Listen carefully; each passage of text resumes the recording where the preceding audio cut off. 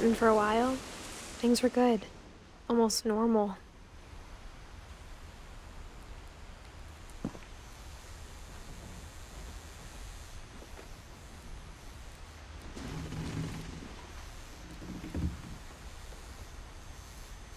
But it didn't last.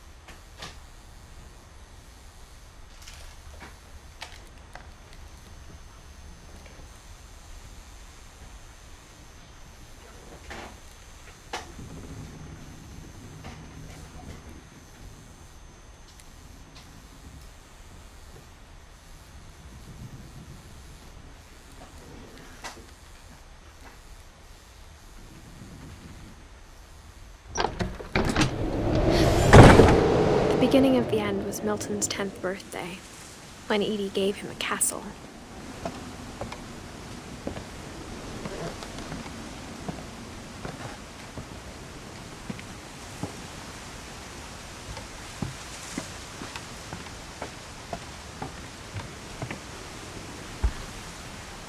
Everyone always told me to stay out of Lewis's room, except Lewis.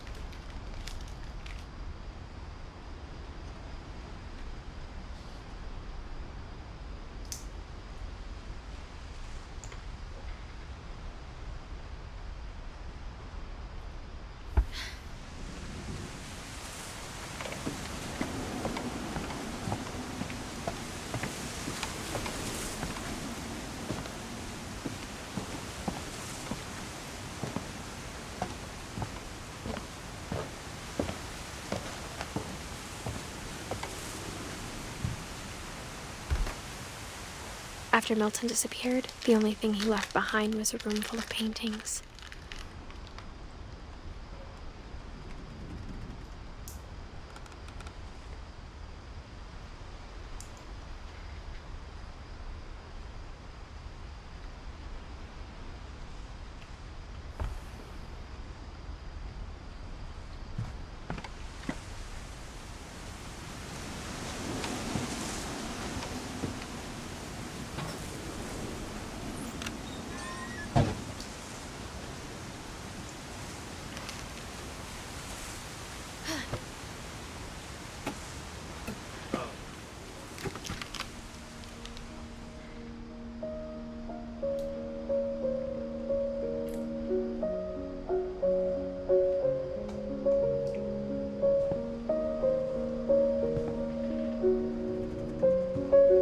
think Edie was happy to finally have another painter in the family.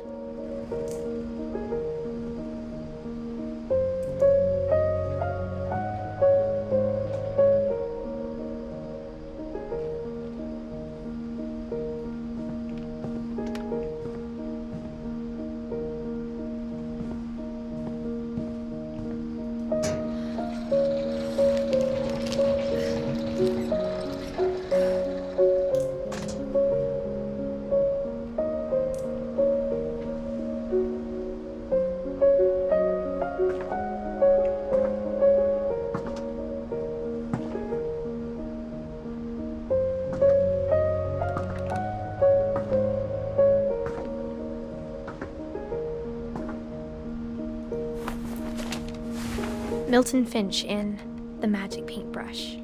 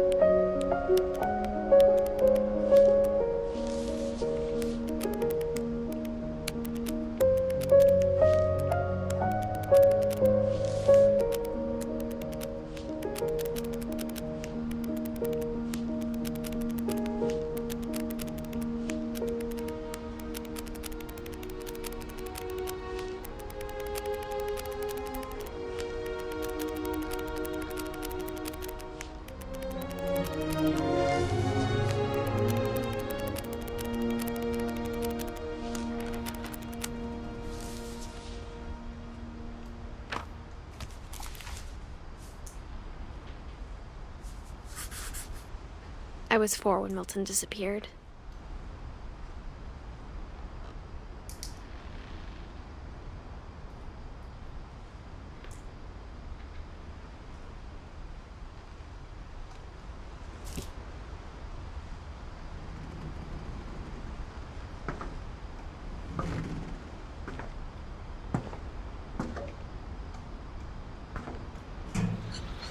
Mom spent months searching for my brother. Then she sealed the doors.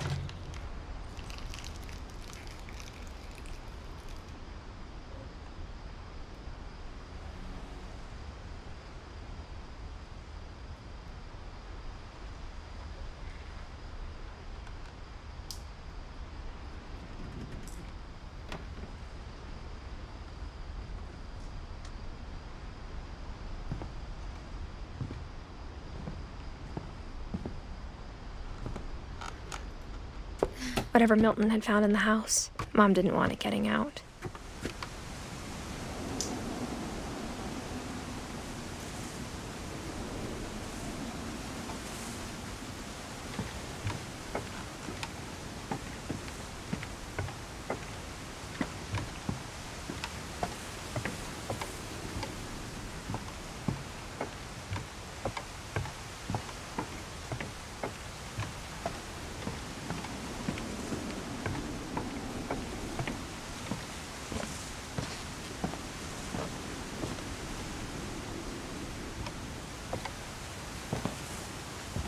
Mom definitely blamed Edie, but I think Louis blamed himself.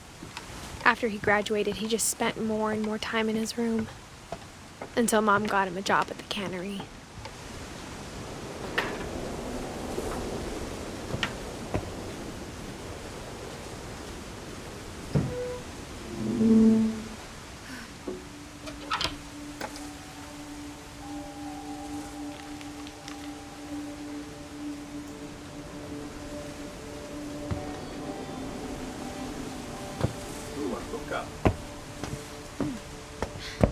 Louis's room smelled very, very familiar.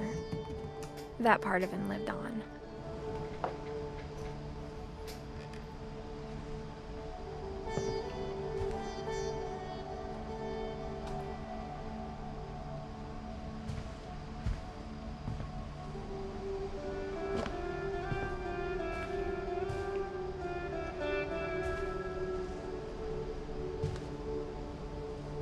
Lewis and I spent a lot of time playing games together, but he was surprisingly bad at them.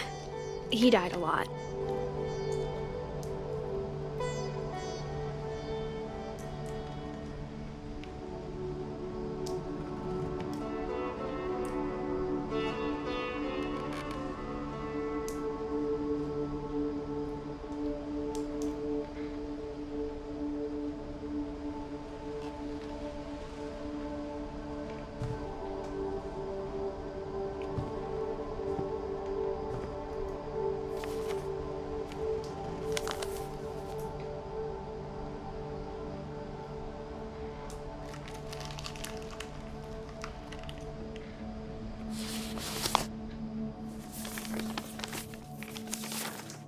Dear Mrs. Finch, as Lewis's psychiatrist, I can understand your desire for an explanation.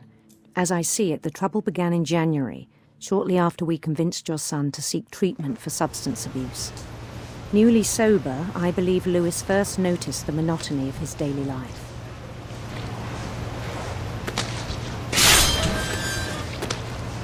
He kept working at the cannery,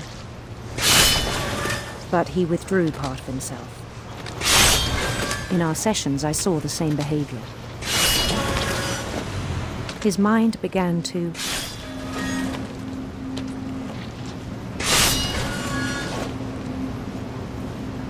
wander.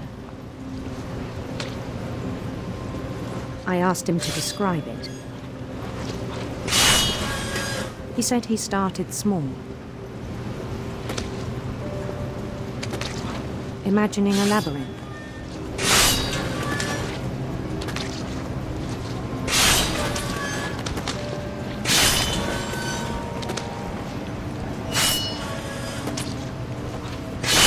He'd feel his way about. Then something moved.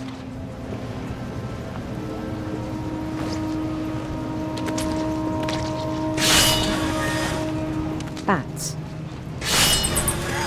and toads.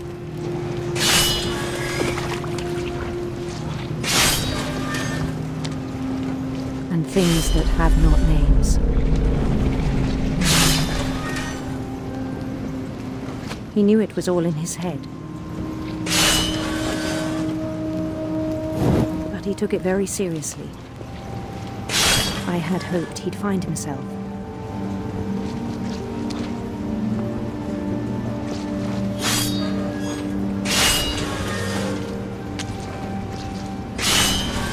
But he found something more. I worried about him then.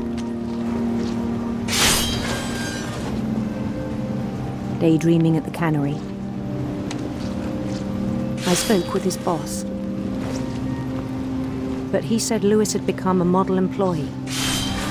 Methodical, tireless, focused. Like a whole new Lewis. So I let him go on.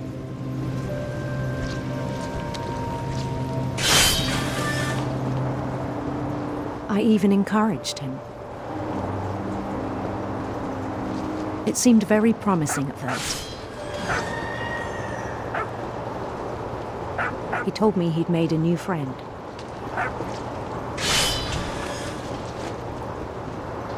On the edge of a city he named Lewis Topia.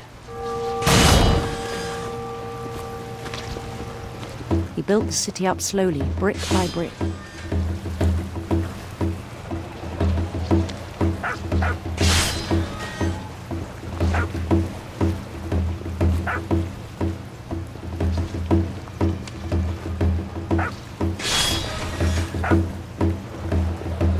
Then he made musicians.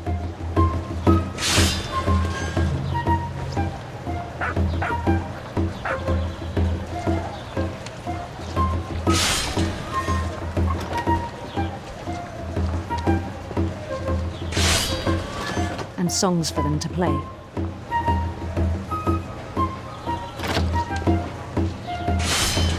He talked about starting a band.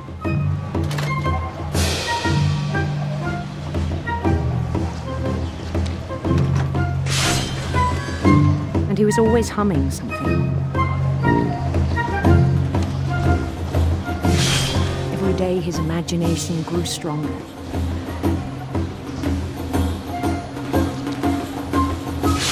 He no longer spoke at the cannery. But his chopping was as reliable as ever. Then one day it struck him that all the cheering crowds, even the stones under his feet, were all in his imagination, so he could do whatever he wished.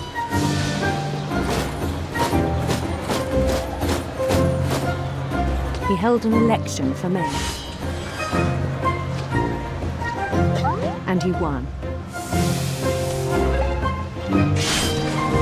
They begged him to stay, but his mind was already wandering. It became a game for him.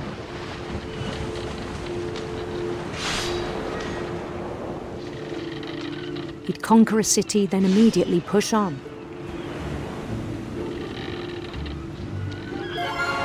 New Louisville.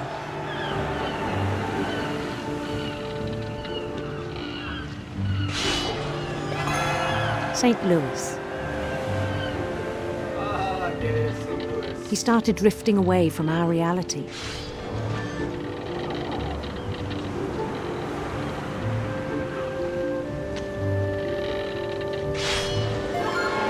Minneapolis.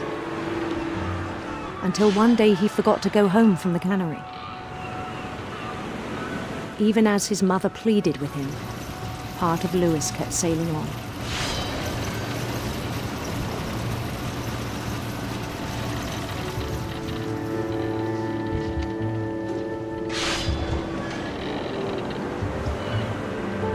In Louisburg, he heard rumors of a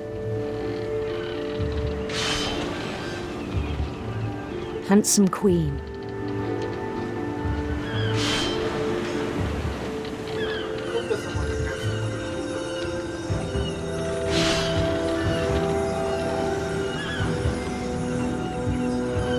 The queen was on her own quest for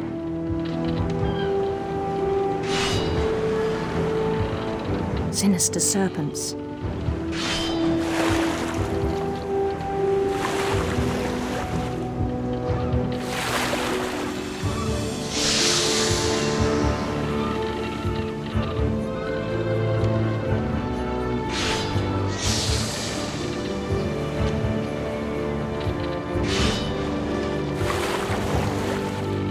He followed the sound of her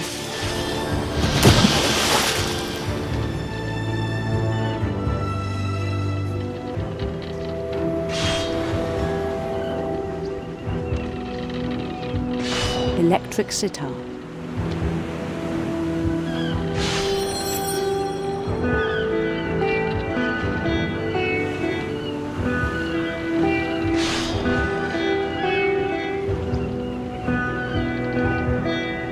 His chase led him to a golden palace east of the sun and west of the moon.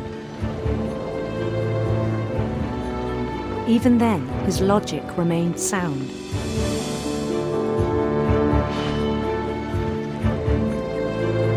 He knew the world was all in his imagination.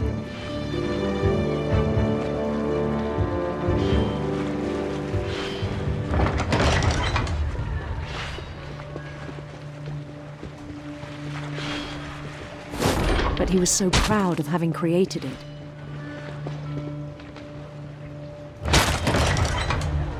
In his own eyes, he'd become something greater than a king.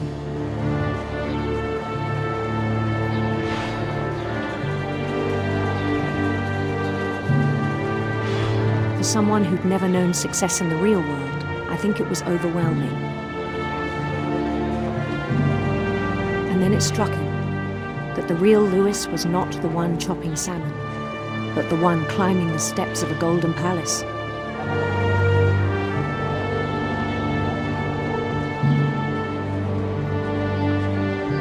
My imagination is as real as my body, he told me. It was hard to argue with him.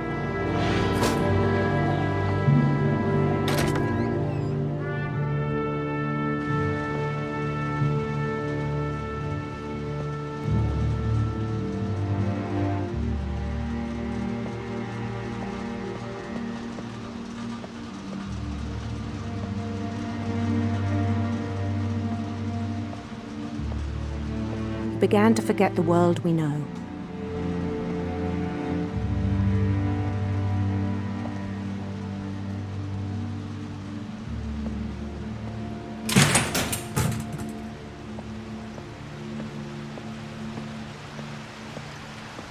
I think it pained him to remember Lewis, the cannery worker.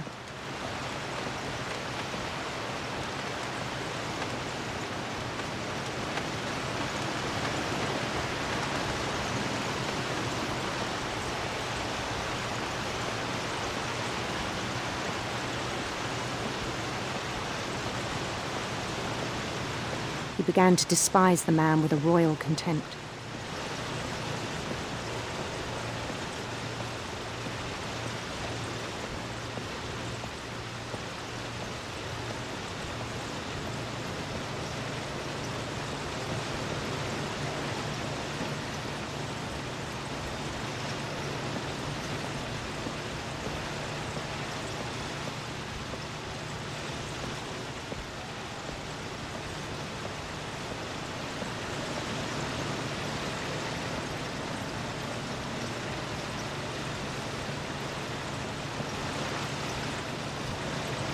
I still thought I could save him.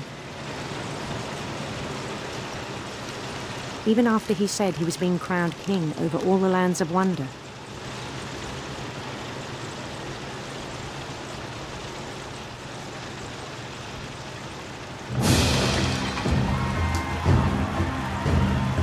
The palace would be packed with his companions.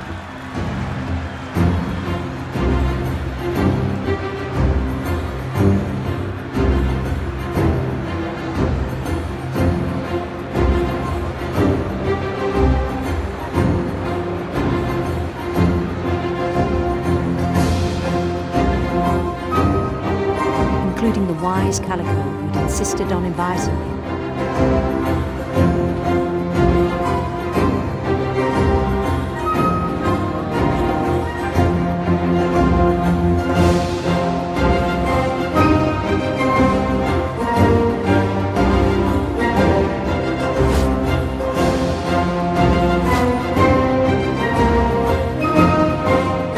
His queen waited, holding his crown.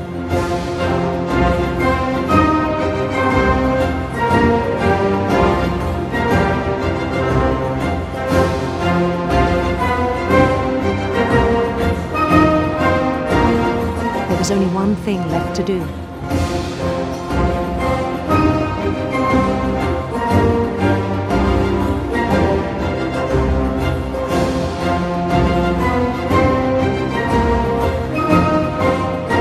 Bend down his head.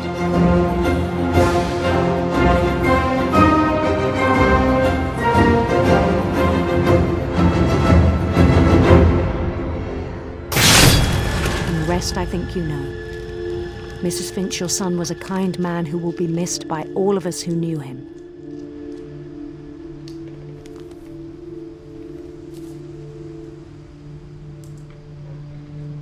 Sad.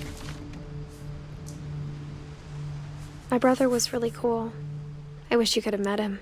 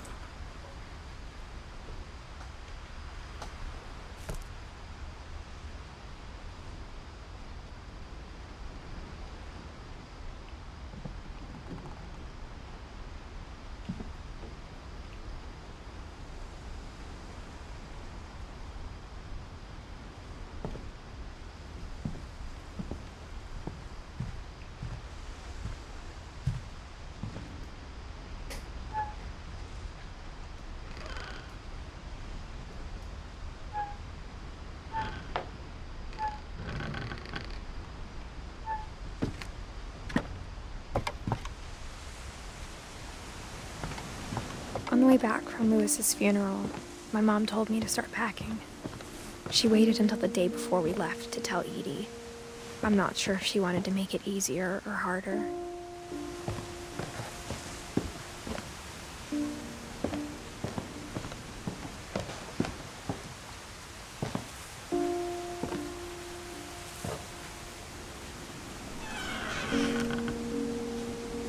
I wish we'd stayed.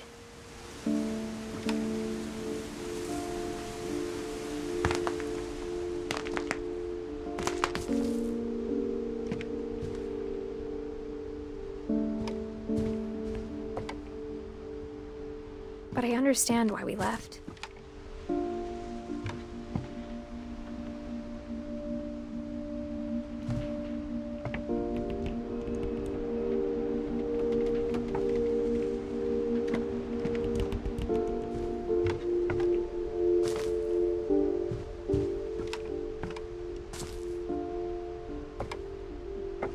My mom ended up leaving everything behind.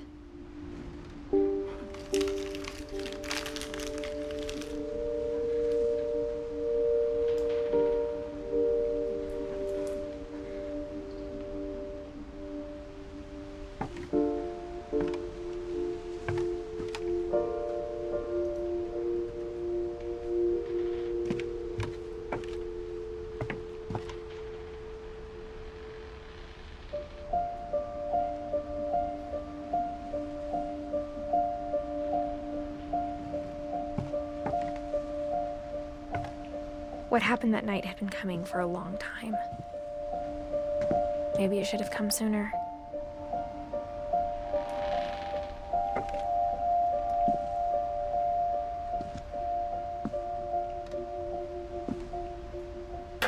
But it had to end one way or another.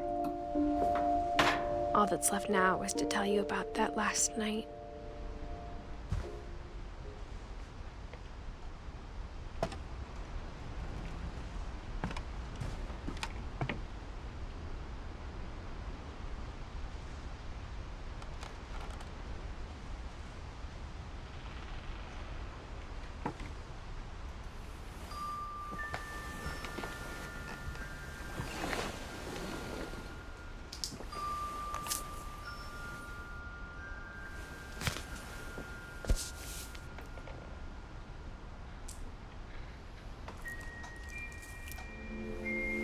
That whole last day, Edie just watched us pack and didn't say a word.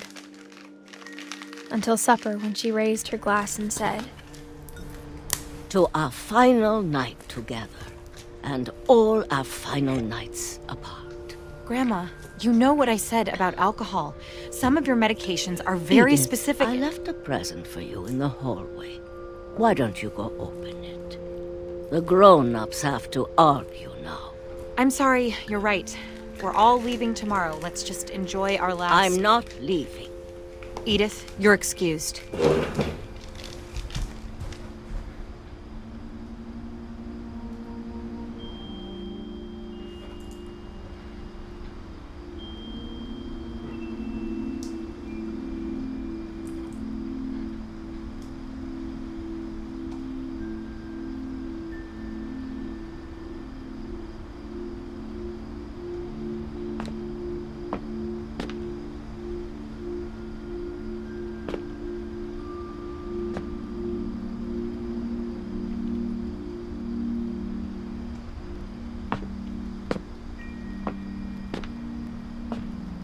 The power had been shut off that morning, but Edie always had plenty of candles.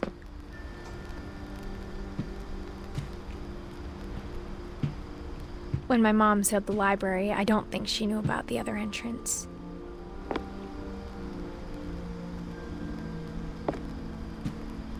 Or that Edie had a key to it.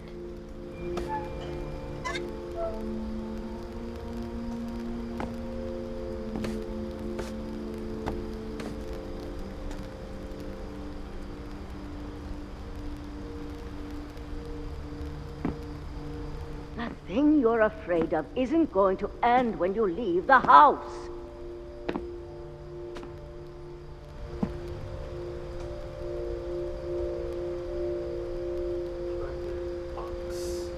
Edith has a right to know these stories. My children are dead because of your stories!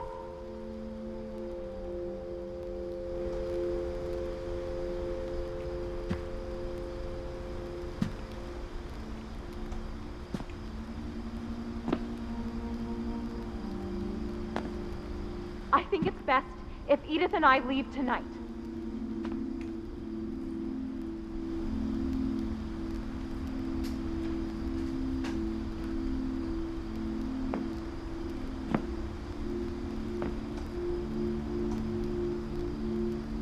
We'll have the nursing home send a van for you in the morning, okay?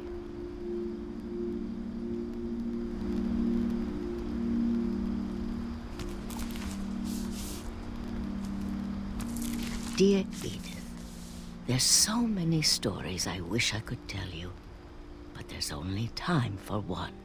This is about what happened on the night you were born. That night, the tide went way, way out.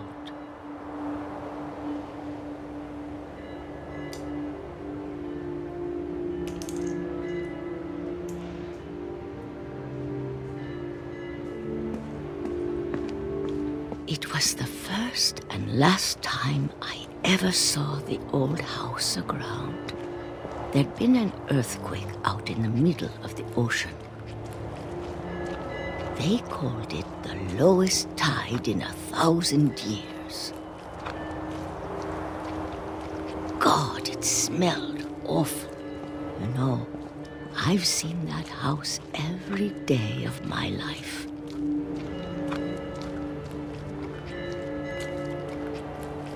But I never thought I'd go back to it.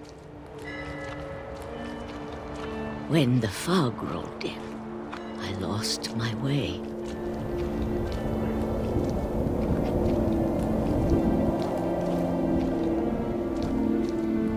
I got turned around.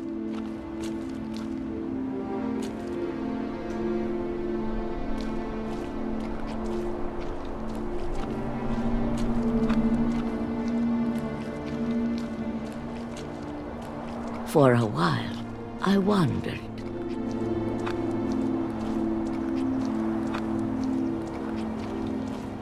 I started seeing things.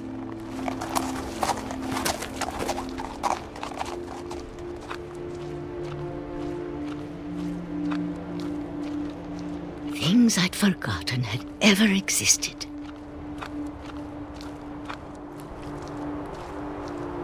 But when I saw them, they felt like old friends. That night, a lot of things came back to me. Or maybe I came back to them.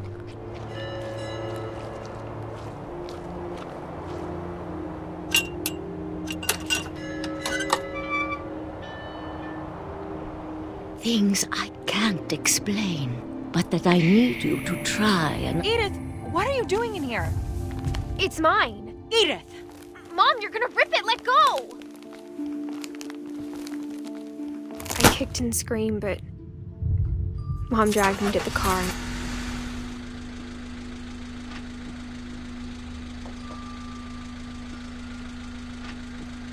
I never saw Great-Grandma Edie again. The next morning, the van came to pick her up, but she was already gone. After that, we moved around a lot.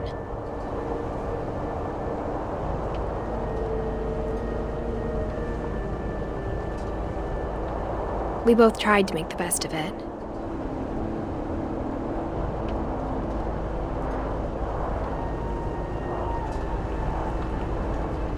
A few years went by.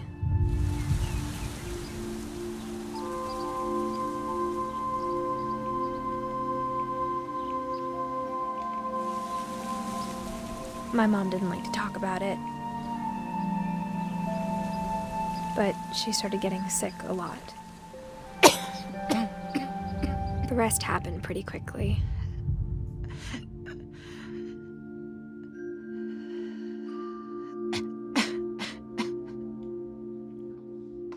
She got better for a while, and then she didn't.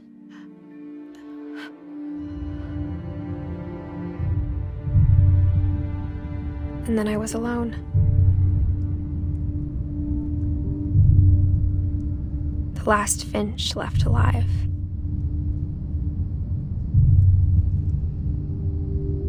Until I found out about you. I'm still not sure what to tell you about all this. If we lived forever, maybe we'd have time to understand things. But as it is, I think the best we can do is try to open our eyes. And appreciate how strange and brief all of this is.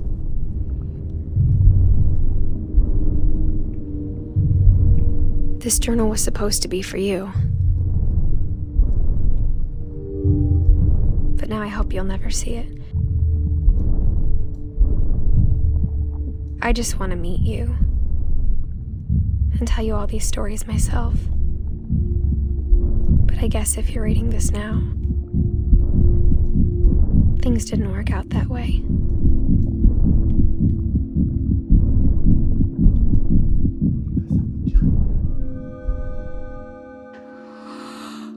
This is where your story begins. I'm sorry I won't be there to see it. It's a lot to ask, but I don't want you to be sad that I'm gone. I want you to be amazed that any of us ever had a chance to be here at all. Good luck.